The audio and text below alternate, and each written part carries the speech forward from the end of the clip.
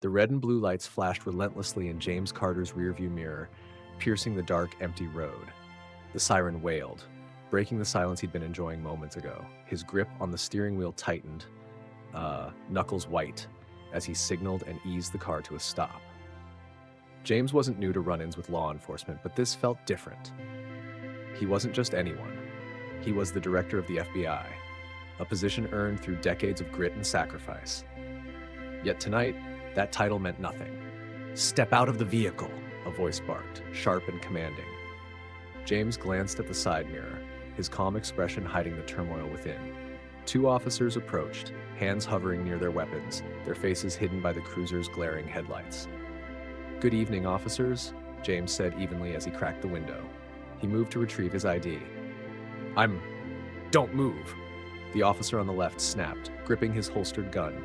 The other officer circled to the passenger side, flashlight jittering. James froze, keeping his hands visible on the wheel. His suit jacket stretched tight across his shoulders. His heart thundered in his chest. "I'm unarmed," he said firmly, locking eyes with the officer through the mirror. "My name is James Carter. I'm the director of the FBI." The statement lingered, met not with acknowledgement but suspicion. "Get out of the car, now!" the officer demanded. The tension thickened like a fog. Slowly, James opened the door and stepped into the cold night. He noted the officer's hand resting on his gun and felt a stark realization. Tonight, his authority didn't matter. His skin color did. James, seasoned in handling crises, inhaled deeply and moved deliberately. "I'm reaching for my license," he said, his tone calm, though the weight of the moment bore down on him. Every motion was slow, every movement visible. The officer closest to him narrowed his eyes, his grip unwavering. "Step away from the car," he ordered, dismissing James' attempt at dialogue. The other officer shone his flashlight into the black sedan, as though seeking something incriminating. "I'd like to explain," James began, only to be cut off. "Step away from the car," the officer barked, his voice sharp with hostility, leaving no room for argument or understanding. James raised his hands slightly, palms open and facing outward. "I'm James Carter," he said, his voice steady but firm. "I'm the director of the FBI. My credentials are in the glove compartment if you'd like to verify." The officers exchanged glances, their rigid postures unchanged, distrust plain on their faces. "Out of the car. Hands where I can see them," the first officer repeated, this time drawing his gun and aiming it directly at James' chest. The weight of the moment hit James like a punch. Slowly, he stepped out of the car, the chill of the night biting into his skin. Standing tall in his tailored suit, he exuded authority and composure, though his heart pounded in his chest. "Kneel," the officer commanded, his voice leaving no room for argument. James hesitated for the briefest moment, the sting of humiliation cutting through him even before his knees touched the cold, rough pavement. His carefully pressed trousers scraped against the ground, the absurdity of the situation searing into his mind. A flashlight beam struck his face, blinding him momentarily. "What are you hiding?" the second officer demanded, rummaging through the car without permission. "I'm not hiding anything," James said evenly, though frustration simmered just beneath the surface. He was an FBI director, forced to kneel before men who refused to look past the color of his skin. For the first time in decades, he felt utterly powerless. James Carter hadn't come from privilege. He grew up in a small, rundown neighborhood on Chicago's South Side, where opportunities were few and expectations were lower still. The cracked pavement of his childhood streets was filled with stories of struggle, and his family was no exception. His mother worked 2 jobs to put food on the table, while his father, a factory worker, instilled in him the values of hard work and perseverance. But James wasn't like most kids in his neighborhood. Even as a child, he hungered for something greater, a drive to rise above the limitations that surrounded him. He spent countless hours in the public library devouring books on history, law, and justice. "Knowledge is power," his mother often said, and James lived by those words. In high school, James's brilliance began to shine. Despite the challenges of attending an underfunded school, he graduated at the top of his class and earned a full scholarship to a prestigious university. The path wasn't easy. He faced subtle biases and overt skepticism from classmates and professors alike, but James refused to let those barriers define him. His passion for justice carried him to law school, where he thrived once again. By the time he graduated, James had one goal: to join the FBI, I a am dream James he Carter, knew would be a FBI challenge as a chief, black man in a and I am predominantly here white to see you institution. and your brother. When James received his first FBI assignment, it was a moment of deep pride. The boy from the south side of Chicago, whom so many had underestimated, was now an agent in one of the most powerful law enforcement organizations in the world. But the challenges didn't stop there. James faced systemic barriers at every step of his career. Often the only black man in the room, his ideas were dismissed or ignored until someone else repeated them. Yet, he refused to let those moments define him. With each promotion, he demonstrated that his place wasn't just earned, it was deserved. Years later, when James was named director of the FBI, it wasn't just his victory. It was a triumph of resilience, determination, and the will to rise above the odds. His story became a beacon of hope for others from disadvantaged backgrounds, proving that no dream was unattainable with hard work and perseverance. But as James knelt on the pavement that night, the flashing red and blue lights painting harsh shadows around him, he couldn't ignore the bitter truth. Some battles were far from over. The cold air wrapped around him, heavy and oppressive, as his knees pressed into the rough asphalt. His breaths were steady, measured, a calmness owned through years of high-stakes FBI operations. Yet tonight, his opponent wasn't a criminal mastermind or a dangerous fugitive. It was the very system he had sworn to uphold. "Hands behind your head," the officer barked, his tone sharp and uncompromising. James obeyed silently, his tailored suit now stained with dirt. He had spent minutes trying to reason with them, but his words had been disregarded. The sting of being treated as a common suspect gnawed at him, yet he maintained his composure. After what felt like an eternity, James decided to end the ordeal. "Officers," he said, his voice firm but calm, "I am James Carter, the director of the Federal Bureau of Investigation." The words hung in the air, their weight undeniable. The officer closest to him hesitated, confusion flashing across his face. "What did you just say?" he asked, disbelief evident in his tone. James lifted his head slightly, locking eyes with the man. "Check my ID," he said evenly, motioning toward the pocket where he kept his badge. "It's in my jacket. You'll find my credentials there." For a moment, neither officer moved, the gravity of James's statement sinking in. Finally, one stepped forward, his skepticism palpable, and retrieved the ID from James's jacket. The flashlight illuminated the golden badge, the words Federal Bureau of Investigation glinting under the beam. The officer's expression shifted from doubt to panic. Sir," he stammered, glancing nervously at his partner, who now looked equally uneasy. "We didn't realize," James rose slowly, brushing the dirt from his knees. His voice remained controlled, but the tension beneath it was unmistakable. "You didn't realize? Or you didn't care? I identified myself multiple times." "Look, we were just doing our job," the second officer interjected, his tone defensive. "You fit the description of someone we're looking for." James raised an eyebrow, his anger barely contained. "Fit the description?" he repeated, his tone edged with disbelief. "What description is that? A black man in a suit driving a nice car?" The officers shifted uncomfortably, their justifications crumbling under James's piercing gaze. We didn't mean any disrespect," the first officer stammered awkwardly. "Disrespect?" James echoed, his voice calm but razor sharp. "You pulled a gun on me. You forced me to kneel on the ground, all because you saw the color of my skin before you saw the man standing in front of you." The officers fumbled for words, but James didn't wait for an apology. He gathered his belongings, returned to his car, and started the engine, his mind a storm of thoughts. As he drove away, the night's events were played in vivid detail. Each moment burned into his memory, a searing reminder of how he had been reduced to a stereotype, despite everything he had achieved. James had faced countless obstacles in his life, but this moment, being stripped of his humanity and dignity, felt like a wound that cut deeper than most. James knew this wasn't just about him.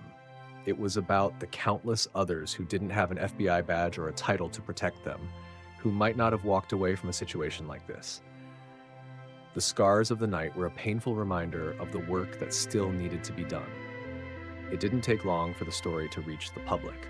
A passerby who had witnessed part of the incident had recorded a short, shaky video on their phone.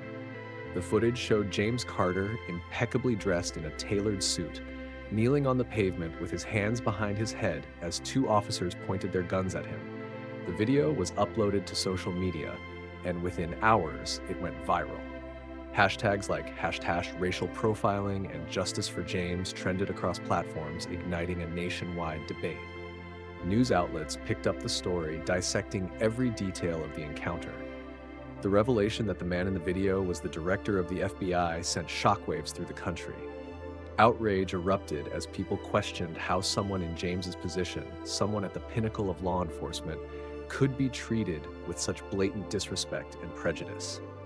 While many rallied behind James and condemned the officer's actions, the backlash was not universal. Some political figures and pundits used the incident to criticize James himself. They questioned his judgment, insinuating that he might have exaggerated the encounter for personal or political reasons.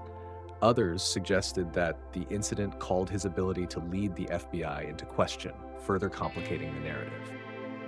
Within the Bureau, the fallout was equally tumultuous. The agency, already under scrutiny for its approach to systemic issues, faced renewed criticism. Supporters within the FBI rallied behind James, recognizing the gravity of what he had endured. But there were whispers of discontent from detractors, those who had always doubted his leadership, who saw the incident as an opportunity to undermine him. As the controversy deepened, the pressure on James intensified. Meetings with government officials turned into interrogations, with some questioning his impartiality in the wake of such a high-profile event. The conversation, once centered on racial profiling and the actions of the officers, shifted instead to James' position and his future as director. The focus on systemic issues blurred, deflected by debates over his leadership, leaving James to navigate the fallout of an ordeal that should never have happened. The morning after the incident, James Carter found himself at the center of a media storm. Headlines dissected every detail of what had happened, but instead of highlighting the injustice he'd endured, the narrative began to shift. Political pundits and critics started questioning his actions. He should have handled it differently, one anchor commented during a live debate. As the FBI director, he's supposed to set an example, but his behavior only made things worse. Those words hit hard. James had spent decades building a career based on composure, integrity, and an unwavering commitment to justice. Now, his professionalism was being questioned simply because he stood up for himself. Behind closed doors, FBI leadership held emergency meetings. The political pressure was intense. Some influential voices, ones carrying their own biases, argued that James staying in his position could hurt public confidence in the Bureau. The decision came quickly and without warning. James was sitting in his office when the call came. It was a short, cold conversation that ended with his dismissal. "It's not personal, James," the voice on the other end said, lacking any sympathy. "We're under a lot of pressure. The Bureau can't afford this backlash." James sat in silence after hanging up, the weight of the moment hitting him like a ton of bricks. Decades of dedication and sacrifice had just been erased in a matter of minutes. He'd spent his entire life fighting against systemic barriers, only to be abandoned by the very system he had worked so hard to protect. News of his firing spread fast, igniting outrage across the country. Civil rights organizations denounced the decision, calling it an undeniable act of injustice. Social media exploded with hashtags like Justice for James and #StandWithJames as people from all walks of life demanded accountability and fairness. Protests began popping up in cities nationwide. People carried signs that read, "Fire racism, not James," and "Accountability for all." Online petitions quickly gained millions of signatures, urging the FBI to reinstate James and take action against the officers involved. For James, the overwhelming support brought some comfort, but it didn't erase the sting of betrayal by the institution he'd given his life to. Even so, he was determined to keep fighting, not just for himself, but for everyone who had been silenced by injustice. This wasn't just his battle anymore. It was about something much bigger. The protests started small, but within days, they grew into a powerful national movement. People of all ages, races, and backgrounds filled the streets, chanting James Carter's name and demanding justice. The image of the former FBI director kneeling on the pavement, humiliated by officers who had abused their authority, became a symbol of systemic injustice that resonated across the nation. Public figures and activists quickly joined the cause. High-profile celebrities, influential politicians, and renowned civil rights leaders added their voices, amplifying the demand for accountability. Social media exploded with support, with hashtags like Justice for James and End Racial Bias trending globally. Millions signed online petitions calling on the FBI to reinstate James and investigate the actions of the officers involved. The overwhelming pressure forced the government to reopen the case. Independent investigators were assigned to examine the incident, and the findings were undeniable. Body cam footage revealed the officers' aggressive and racially charged behavior, clearly exposing their abuse of power. The evidence sparked even more outrage, becoming a pivotal moment in the fight for justice. In a public statement, the FBI acknowledged its misjudgment and announced that the officers responsible for James's humiliation had been terminated from their positions. Formal apologies were issued to James, along with an admission of the systemic failure that had allowed the injustice to occur. For James, it was a bittersweet moment. Justice had been served, but the scars of the ordeal lingered. Recognizing the public's unwavering support and their own error, the FBI extended an offer for James to return as director. After thoughtful consideration, he accepted, not for personal vindication, but to use his platform to push for meaningful change. At his first press conference after being reinstated, James stood at the podium, speaking with quiet strength and conviction. "This isn't just about me," he began. "It's about ensuring that no one, regardless of who they are, ever feels powerless in the face of injustice again. Change starts here, and it starts now." Though the pain of what he endured remained, James turned it into fuel for action. He led efforts to reform law enforcement training and implement stronger accountability measures, inspiring millions with his story of resilience and justice. His journey proved that unity, determination, and the courage to stand up for what is right could overcome even the darkest moments. Let this story remind us all, justice may falter, but it will never be silenced. If this story resonated with you, please like, subscribe, and share it with someone who needs to hear it. Together, we can keep fighting for justice and equality.